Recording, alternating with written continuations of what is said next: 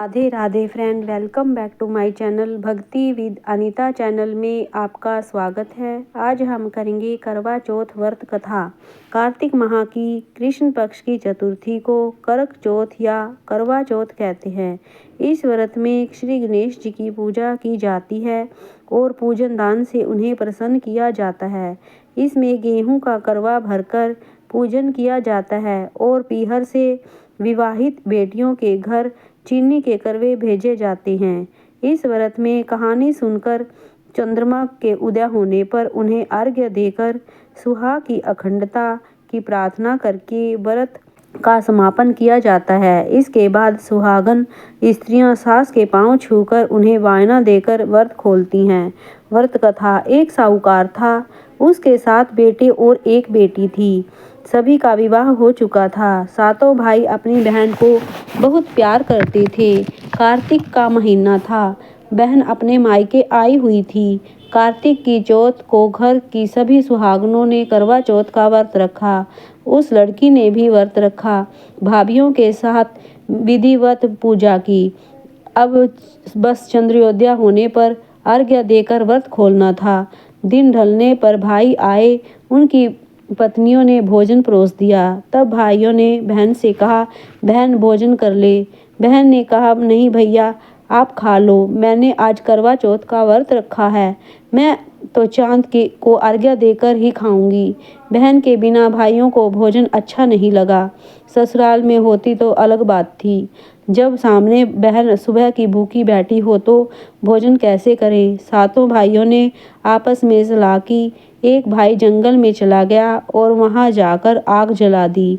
दूसरे ने कहा, चल बहन चांद निकल आया है, तू उसे अर्घ्य देकर भोजन कर ले।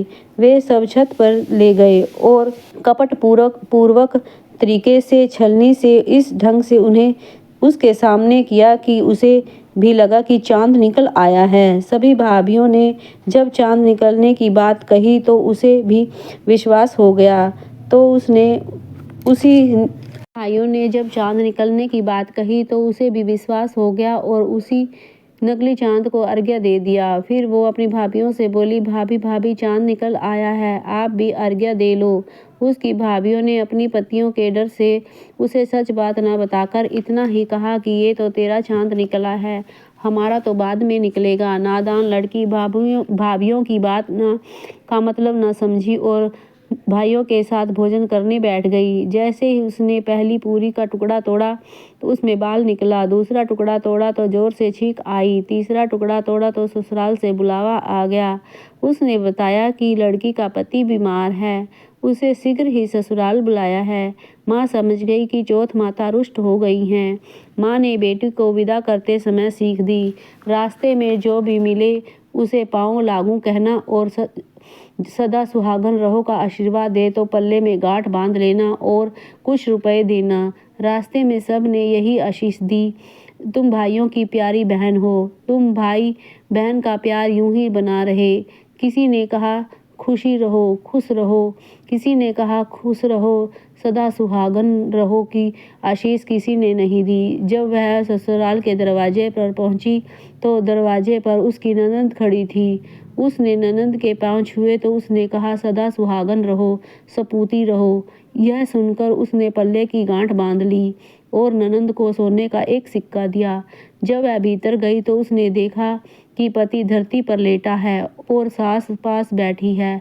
चौथ माता के क्रोध का प्रभाव ऐसा था कि उसके पति को ना मरा हुआ कहा जाए और ना जीवित। उसे देखकर सास ने कोई उत्साह नहीं दिखाया और उठकर बाहर चली गई।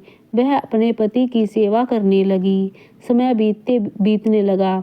वह पति की सेवा में जुटी रही। सास जो रूखा सूखा भोजन भेजती वही खाकर वह अपनी पति की सेवा करती रहती। इसी प्रकार मंगसिर की चौथ आई और चौथ माता की आवाज आई, करवा ले भाइयों की प्यारी करवा ले। वह हक्की बक्की सी इधर उधर देखने लगी मगर चौथ माता कहीं दिखाई नहीं दी। तब दुखी होकर वह बोली, हे चौथ माता, मैं जानती हूँ आप मुझसे रुष्ट हैं। अब आप मुझे मेरा हंसता खेलता सुहाग लौटाएंगी। हे माँ, मेरा उद्धार करो। यह सुनकर चौथ माता बोली, पोष की चौथ माता आएगी तो उससे ये सब कहना वो मुझसे बड़ी है, वह कुछ करेंगी। इसी प्रकार पौष की चौथ माता आई, माघ की चौथ माता आई, फाल्गुन की चौथ माता आई, बैसाख की चौथ माता आई, जेठ आषाढ़ सावन भादो सभी चौथ माताएं आई और सभी यही कहकर चली गई कि अपनी व्यवस्था अगली आने वाली माता को कहना। इसी प्रकार सोज की चौथ माता आई तो उन्होंने बताया कि कार्तिक की चौथ माता तुमसे रुष्ट हैं, तुमने उसके व्रत को खंडित किया है, उन्हें मनाओ, वही तुम्हारा सुहाग लौटा सकती हैं। वह आए तो उनके पांव पकड़कर बैठ जाना और तब तक मत छोड़ना जब तक वह तुम्हें सदा सुहागन का आशीर्वाद न दे। यह कहकर वह चली गई। जब कार्तिक की चौथ आई तो वह बड़े गुस्से से बोली, करवा ले, भाइयों की प्यारी करवा ले, दिन में चांद उगाने वाली करवा ले, व्रत खंडित करने वाली करवा ले, भूखी करवा ले। वह समझ गई कि चौथ माता बहुत गुस्से में है। उसने भागकर चौथ माता के पांव पकड़ लिए और गिड़गिड़ाने लगी और कहने लगी, हे माँ, मुझे माफ़ कर दो, भाइयों के प्यार में मैं व्रत का महत्व नहीं समझ पाई। हे माँ, मैं तुम्हारी बच्ची हूँ, मुझे क्षमा कर दो, जीवन में अब ऐसी भूल कभी नहीं करूँगी।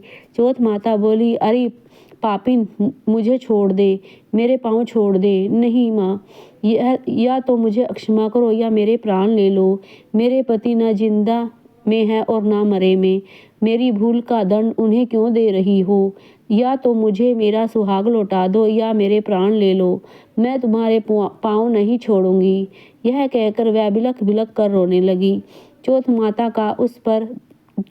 को उस पर दया आ गई।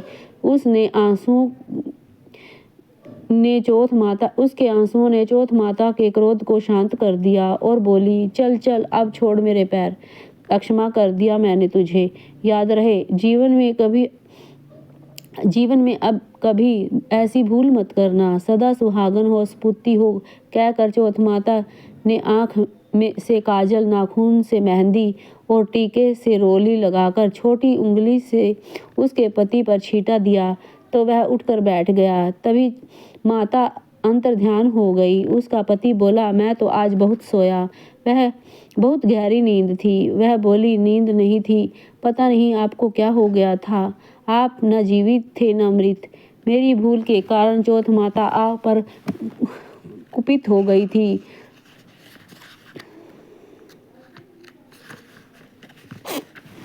और उनकी कृपा से आज आप अच्छे हुए हैं। यह जय चौथ माता की, जय चौथ माता की। उसके पति ने कहा, अब चौथ माता का उज्जमन करो। उसने खुशी खुशी चौथ माता की कहानी सुनी, करवा पूजन किया और पति पत्नी दोनों ने प्रसाद खाया। फिर हंसी खुशी चौपट खेलने बैठ गए। दूसरे घर से सास ने बहू के लिए रूखा सूखा खाना भेज दिया।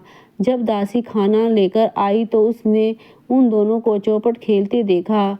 उसने मालकिन को बताया कि बेटा बहू खुशी खुशी चौपट खेल रहे हैं।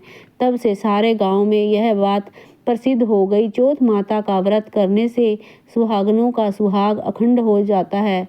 हे चौथ माता, जैसे आपने साहूकार के बेटी की सुहाग को हे चौथ माता, जैसे आपने साहूकार की बेटी को सुहाग दिया, उसी तरह सबके सुहाग की रक्षा करना। बोलो चौथ माता की।